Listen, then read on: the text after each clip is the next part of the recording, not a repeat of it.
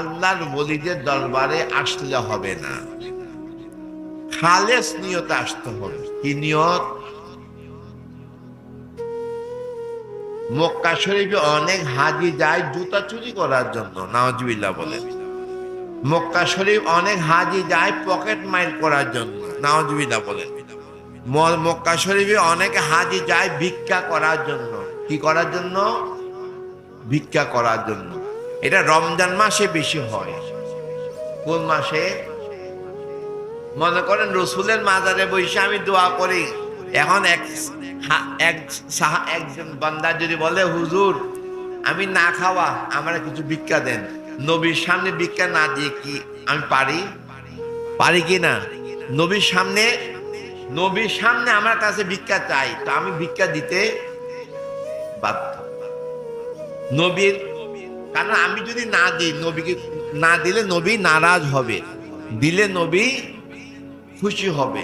কিন্তু ওই বান্দা এসেছেন নবীর দয়া পাওয়ার জন্য নয়, কিন্তু জিয়ারতকারী যাচ্ছে রসুলের দয়া পাওয়ার জন্য। তার নিয়ত হচ্ছে ভিক্ষা। তার নিয়ত কি? ভিক্ষা। আর জিয়ারতকারীদের নিয়ত কি? নবীর নেঘা, উসিলা পাওয়ার জন্য। কি? উসিলা তালাশ করার জন্য রসুলের দরবারে গিয়েছেন।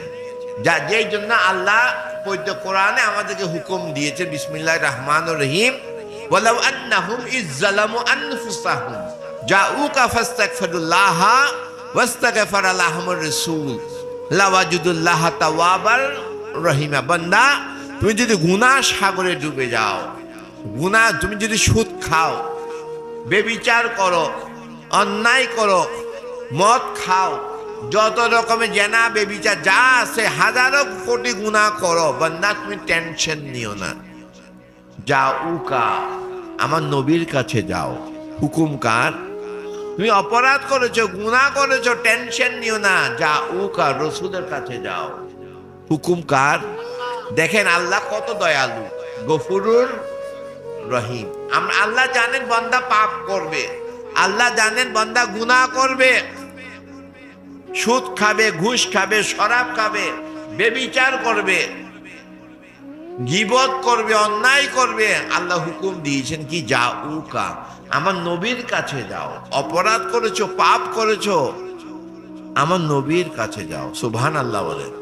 যাউকা ফাস্তাগফিরুল্লাহ, নবীর কাছে গিয়ে আমি আল্লাহর কাছে তোবা করো। নবীর কাছে গিয়ে তোবা করতে হবে কোথায়? কোথায়?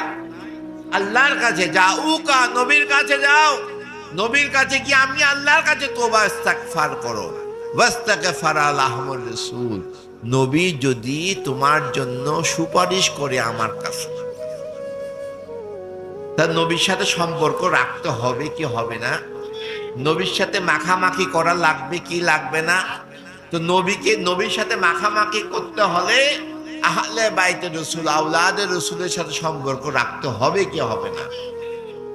ওয়াস্তাগফারা লাহুমুর রাসূল, নবী যদি তোমাদের জন্য সুপারিশকারী হয়ে যায়, লাওয়াজিদুল্লাহ,